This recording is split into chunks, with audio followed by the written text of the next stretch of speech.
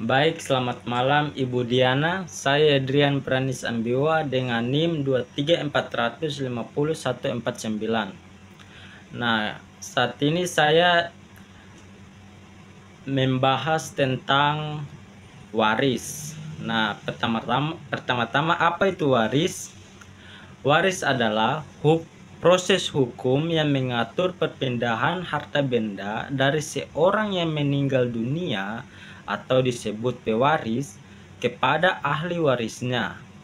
Ahli waris adalah orang-orang yang berhak menerima harta warisan berdasarkan hukum.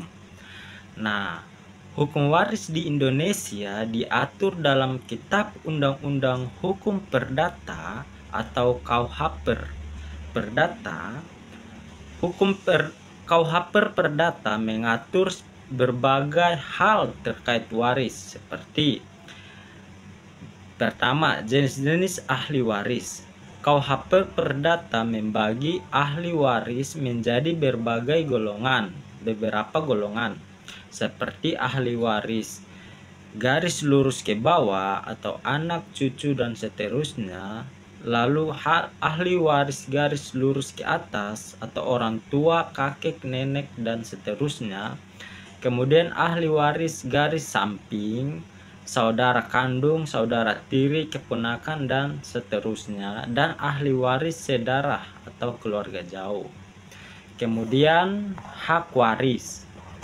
Hak waris, setiap ahli waris memiliki hak waris yang berbeda-beda. Besarnya hak waris ditentukan oleh golongan ahli waris dan hubungan keluarga dengan pewaris. Lalu prosedur waris. KUHP Perdata mengatur prosedur yang harus dilakukan untuk mengurus warisan, mulai dari pembukaan warisan atau menyatakan seseorang telah meninggal dunia. Kemudian pengangkatan ahli waris atau menetapkan siapa saja yang berhak menerima warisan. Kemudian hingga pembagian warisan atau menentukan bagian harta warisan yang diterima masing-masing ahli waris. Lalu jenis-jenis warisan. Yang pertama, warisan harta benda berupa benda bergerak, misalnya mobil, tanah, dan uang. Dan benda tidak bergerak, misalnya bangunan, perhiasan. Lalu warisan utang. Pewaris juga bisa mewariskan utang kepada ahli warisnya. Lalu warisan hak. Pewaris bisa mewariskan hak-hak tertentu, misalnya hak cipta, hak paten, dan hak milik atas tanah. Nah, kemudian tujuan hukum waris. Yang pertama, menjamin kepastian hukum. Hukum waris memastikan bahwa harta benda pewaris diwariskan kepada orang-orang yang berhak menerimanya secara adil dan sesuai dengan hukum. Lalu melindungi hak ahli waris. Hukum waris melindungi hak ahli waris untuk menerima warisan yang menjadi haknya. Lalu menjaga stabilitas sosial. Hukum waris membantu menjaga stabilitas sosial dengan mencegah konflik dan perselisihan terkait harta waris. Kemudian selanjutnya saya mengutip buku dari Hukum Pertanahan dari Ibu Dr. Diana R. Napitupulu, SA, MH, MKN, MSc, yang membahas tentang waris. Nah, dari buku tersebut dikatakan jika seseorang meninggal atau mati, maka segala hak dan kewajibannya beralih kepada para ahli warisnya. Jadi di sini timbul kepemilikan bersama para ahli waris terhadap harta kekayaan yang ditinggalkan pewaris, termasuk pemilik bersama atas tanah yang ditinggalkan pewaris tanpa dikehendaki oleh ahli waris karena terjadi dengan terjadinya. Nah, peristiwa hukum berupa kematian pewaris, jadi itu merupakan peralihan hak atas tanah karena peristiwa hukum, bukan karena sesuatu perbuatan hukum. Nah, sesuai ketentuan hukum waris, apabila salah seorang pewaris meninggal dunia, maka segala hak dan kewajibannya di bidang hukum harta kekayaan akan beralih kepada ahli waris. Hal tersebut dikenal dengan asas saisine, sebagaimana ditentukan dalam pasal 833 KUH Perdata. Jadi dengan demikian, dengan meninggalnya seseorang, segala harta kekayaan seseorang yang meninggal dunia beralih menjadi hak milik para ahli waris yang ditinggalkannya. Asas umum dalam pewarisan tersebut hanya dapat disampingkan apabila pewaris pada saat meninggalnya meninggalkan surat wasiat. Untuk membuktikan siapa-siapa yang menjadi ahli waris, pewaris maka akan dibuat surat keterangan waris atau akta keterangan sebagai ahli waris.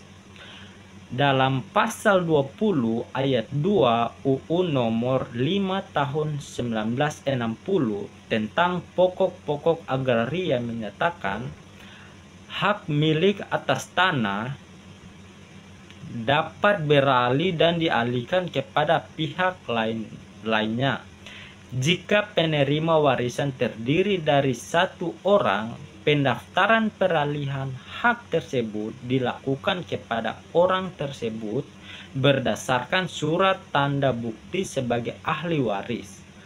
Proses untuk pendaftaran tanah atau pemeliharaan data karena peralihan hak melalui waris sehingga dapat balik nama.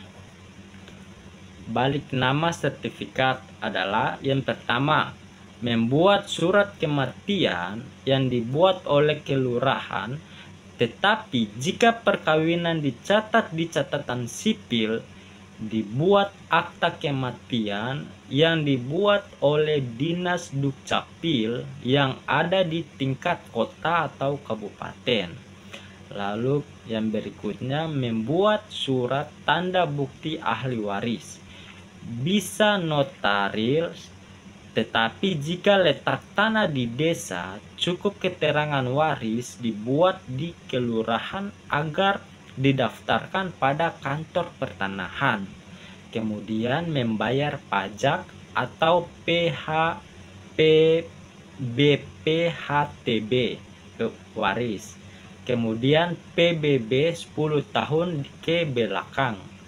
Terus membalik nama sertifikat ke seluruh ahli waris. Dan yang keenam, jika terhadap lebih dari satu orang ahli waris, maka dapat membuat APHB di hadapan PPAT, dan para ahli waris hendak mengakhiri pemilikan bersama yang terikat tersebut, maka mereka dapat melakukan pemisahan dan pembagian warisan dengan membuat akta pemisahan dan pembagian waris. Pemilikan bersama yang terjadi dalam pewarisan merupakan pemilikan bersama yang terikat atau geboden mede eigedom. Kemudian kesimpulannya, sebagaimana dijelaskan di atas bahwa terdapat dua jenis peralihan hak, yakni peralihan hak yang dilakukan di hadapan pejabat pembuat akta tanah atau PPAT, dan peralihan hak yang dilakukan di hadapan pejabat bukan PPAT. Yang masuk dalam peralihan yang dilakukan di hadapan PPAT ialah jual beli, tukar-menukar, hibah, pembagian hak bersama, dan tanggungan. Hak guna bangunan atau hak pakai di atas tanah, hak milik, dan waris. Masing-masing peraturannya melalui peraturan yang berbeda, baik KUH Perdata maupun UU PA dan peraturan turunan lainnya. Kemudian saya mengutip sedikit dari pakar hukum Indonesia, yaitu Profesor Wirjono Projodikoro tahun 1976. Hukum waris diartikan sebagai hukum yang mengatur tentang kedudukan harta kekayaan seseorang setelah ia meninggal dunia. Nah, dan cara-cara perpindahannya harta kekayaan itu kepada orang lain atau ahli waris, meskipun pengertian hukum waris tidak tercantum dalam Kitab Undang-Undang Hukum Perdata KUH Perdata. Namun cara pengaturan hukum waris tersebut diatur oleh KUH Perdata. Sedangkan berdasarkan instruksi Presiden nomor 1 tahun 1991, pengertian hukum waris adalah hukum yang mengatur pemindahan hak pemilikan atas harta peninggalan pewaris, lalu menentukan siapa saja yang berhak menjadi ahli waris dan berapa besar bagian masing-masing. Nah, kemudian berikut ini beberapa istilah dalam hukum waris. Yang pertama, pewaris adalah orang yang meninggal dunia dan meninggalkan harta benda untuk dibagikan kepada yang berhak atau ahli waris. Kemudian ahli waris adalah orang-orang yang berhak menerima warisan dari pewaris. Ada ahli waris yang menurut ketentuan undang-undang disebut ahli waris di bawah titel umum secara ab instanto. Ada ahli waris yang ditunjuk dengan surat wasiat atau testamen disebut ahli waris di bawah titel khusus atau ahli waris testamentaire. Nah, kemudian warisan adalah sebuah peninggalan pewaris yang berupa hak dan kewajiban atau semua harta kekayaan yang ditinggalkan oleh orang yang meninggal dunia setelah dikurangi sebuah utangnya. Lalu disebut dengan boedel adalah warisan yang berupa kekayaan saja dan yang perlu segera dikeluarkan dari harta orang meninggal dunia, antara lain: yang pertama, biaya pengurusan mayat; kedua, dibayarkan utangnya; ketiga, dilaksanakan wasiatnya atau hibah wasiatnya. Terus yang keempat, dalam hukum waris Islam diambil zakatnya atau sewanya. Dan yang terakhir, sisanya adalah harta warisan. Nah, kemudian wasiat. Wasiat adalah suatu keputusan dari seseorang atau biasanya dituangkan dalam suatu akta yang harus dilaksanakan setelah ia meninggal dunia. Wasiat karena perbuatan sepihak dapat ditarik kembali. Nah, selanjutnya legitime portier adalah bagian mutlak, yaitu bagian dari harta peninggalan yang tidak dapat dikurangi dengan testamen dan pemberian lainnya oleh pewaris. Ahli waris yang berhak atas bagian ini disebut legitimaris. yaitu para ahli waris dengan garis lurus menurut undang-undang. Nah, demikian tugas saya. Sekian dan terima kasih.